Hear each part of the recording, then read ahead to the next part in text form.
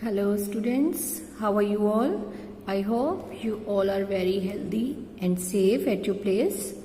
Yes students, हमारा topic चल रहा था पाठ लखनवी अंदाज, जिसका आपने फर्स्ट पार्ट पढ़ा, जिसमें आपको बताया गया कि जो लेखक यशपाल हैं वो एक ट्रेन से सफ़र करने के लिए जाते हैं, जहां पहले से ही जैसे ही वो डिब्बे में चढ़ते हैं तो पहले से ही एक सफ़ेद कपड़ों में एक नवाब साहब बैठे होते हैं जो उनको देखकर कुछ खास खुश नहीं होते एंड वो थोड़ा सा उनसे नज़रें चुरा रहे होते हैं। तो लेखक सोचता है, लेखक भी अपनी इंसल्ट समझता है इसको और वो भी उससे आंखें चुराकर बैठ जाता है। अचानक ही जो नवाब साहब हैं उनके मिजाज थोड़े से चेंज होते हैं और वो अपने पास रखे हुए खीरे काटते हैं और उन पर लाल जीरा मिला हुआ नमक मिलाते हैं और लाल मिर्च मिलाते हैं और उनके चेहरे पर बड़े हाव भाव स्पष्ट हो रहे होते हैं कि वो खीरे को देखकर कैसे उनके मुंह में पानी आ रहा है, क्योंकि वो उनको फील कर रहे थे वो उसकी महक को।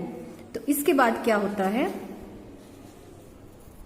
इसके बाद लेखक सोचता है कि हम कनखियों से देखकर सोच रहे थे कि मियाँ रईस बनते हैं, लेकिन लोगों की नजरों से बच सकने के ख्याल में अपनी असलियत पर उतर आए हैं। अब लेखक उन मनी मन उसकी इंसल्ट कर रहा होता है, वो सोच रहा होता है कि वैसे तो ये रईस बनते हैं, लेकिन खीरे को देखकर कैसे उनकी जीभ लपलपा रही है। नवाब साहब ने फिर एक बार हमारी ओर देख लिया। वल्ला शौक कीजिए, लखनऊ का बालम खीरा है। वल्ला शौक कीजिए मतलब आप थोड़ा सा ले लीजिए, खा लीजिए, ये लखनऊ का बालम खीरा है। वो उनको ऑफर करता है खीरा। नमक मिर्च छिड़क जाने से ताज़े खीरे की पनियाती फांकें देखकर हमारे मुंह में पानी जरूर आ रहा था, लेकिन इनकार कर चुके थे। अब आत्मसम्मान निभाना ही उचित समझा। उत्तर दिया, शुक्रिया। इस वक्त तलब महसूस नहीं हो रही है, मैदा भी कमजोर है, किबला शौक फरमाए। अब लेखक जो था वो पहली बार जब नवाब साहब ने उनसे पूछा तो वो उसको मना कर चुके थे, तो अब उन्होंने इसको मना करना ही बेहतर समझा, क्योंकि आत्म सम्मान निभाना भी बहुत ज़रूरी था कि एक बार मना कर दिया अब दोबारा कैसे ले। तो उन्होंने क्या जवाब दिया, शुक्रिया, थैंक यू। अब तलब महसूस नहीं हो रही कि अभी हमारी इच्छा नहीं है खाने की, मैदा भी कमज़ोर है, मैदा यानी लीवर भी उनका कमज़ोर है कि आप खाइए। अब जो नवाब साहब थे सतृष्ण आंखों से नमक मिर्च के संयोग से चमकती खीरे की फांकों को देखने लगे। नवाब साहब ने सतृष्ण आंखों से, सतृष्ण का मतलब क्या होता है, लालच भरी, तृष्ण यानी तृष्णा यानी लालच से भरी आंखों से नमक मिर्च के संयोग से चमकती खीरे की फांकों की ओर देखा। अब फांकों के ऊपर जो नमक मिर्च बुरका हुआ था उससे वो और ज्यादा सुंदर लग रही थी, तो उन्होंने ललचाई आंखों से देखा। खिड़की के बाहर देखकर दीर्घ निश्वास लिया, खिड़की के बाहर देखा और एक ठंडी सी सांस ली। खीरे की एक फांक उठाकर होठों तक ले गए, फांक को सूंघा, स्वाद के आनंद में ही उनकी पलकें मुंद गई। अब खीरे को वो अपने मुंह तक लेकर गए और जैसे किसी चीज का बढ़िया टेस्ट आ रहा होता है ना, हम आंखें बंद करके उसको खा रहे होते हैं, ऐसे ही उन्होंने भी अपनी आंखें बंद कर ली। मुंह में भर आए पानी का घूंट गले से नीचे उतर गया। अब उनके मुंह में पानी भर आया था खीरे की फांक को सूंघते ही, तो जो पानी का घूंट भर आया था उसको वो निगल गए।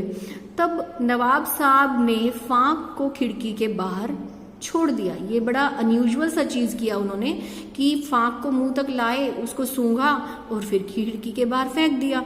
नवाब साहब खीरे की फांकों को नाक के पास लाकर वासना से रसा स्वादन करके खिड़की के बाहर फेंकते गए।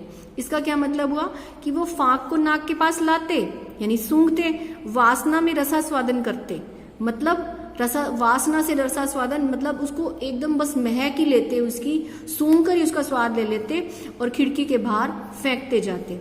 नवाब साहब ने खीरे की सब फांकों को खिड़की के बाहर फेंककर तौलिए से हाथ और होंठ पोंछ लिए और गर्व से गुलाबी आंखों से हमारी ओर देख लिया।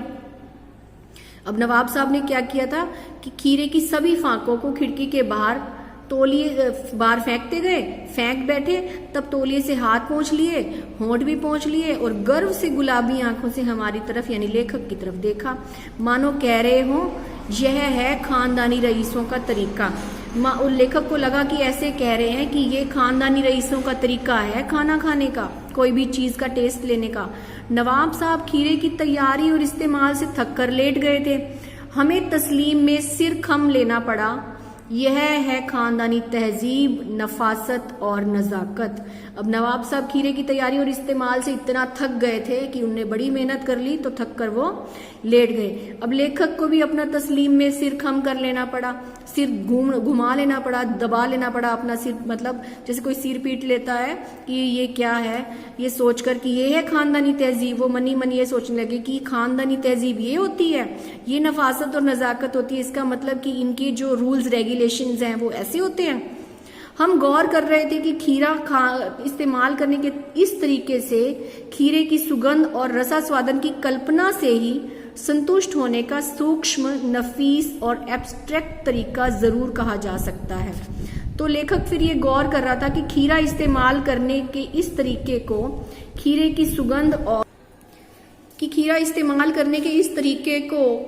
सुगंध और कल्पना से संतुष्ट होने का मतलब खीरे का इस्तेमाल करने का ये तरीका है कि खीरे की सुगंध ले ली और रसा स्वादन की सिर्फ कल्पना ले ली, मतलब टेस्ट करने की सिर्फ कल्पना ले ली और उसी से संतुष्ट हो गए।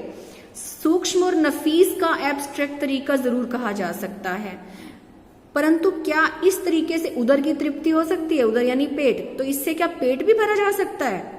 नवाब साहब की ओर भरे पेट के ऊंचे डकार का शब्द सुनाई दिया। जब वो बात ये सोच ही रहे थे कि इससे पेट भी भरता है, अचानक नवाब साहब ने बड़े जोर से डकार लिया और नवाब साहब ने हमारी ओर देखकर कह दिया, खीरा लजीज होता है लेकिन होता है शकील, नामुराद और मैदे पर बोझ डाल देता है। तो नवाब साहब उनकी ओर देखकर फिर बोल ही पड़े, खीरा लजीज होता है, टेस्टी तो होता है, लेकिन क्या होता है, मैदे पर बोझ डाल देता है, यानी कि लीवर के लिए अच्छा नहीं होता, इससे पेट सही नहीं रहता, पेट खराब हो जाता है। ज्ञान चक्षु खुल गए। ज्ञान यानी ज्ञान, चक्षु यानी आंखें, हमारी मन की आंखें खुल गई, हमारे ज्ञान चक्षु खुल गए। ये लेखक बोल रहा है, व्यंग्य कर रहा है। ये पहचाना, ये है नई कहानी के लेखक। और फिर लेखक नई कहानी के लेखक पर कमेंट करता है कि ये होते हैं नई कहानी के लेखक।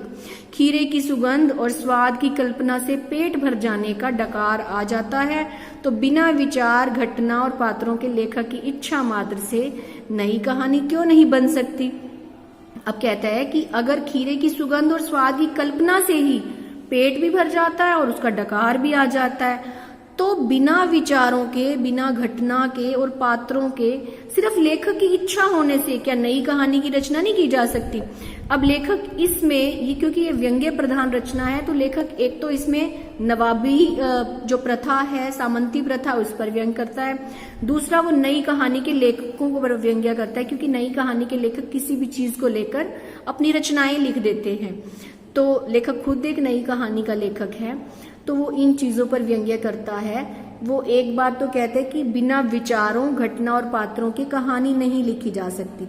फिर कहता है क्यों नहीं लिखी जा सकती? अगर बिना खाए डकार आ सकता है सिर्फ सूंघने से, तो कहानी भी लिखी जा सकती है।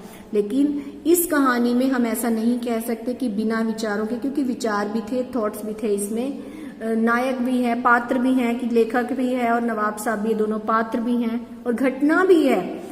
तो ये बिना विचारों, घटना या पात्रों के नहीं लिखी गई है। ये कहानी पात्रों को भी लेकर और घटनाओं के आधार पर और विचारों के आधार पर लिखी गई है। तो इस व्यंग्य प्रधान रचना का आनंद आपने जरूर लिया होगा। That's all for today. I hope you all understood. Thanks for watching.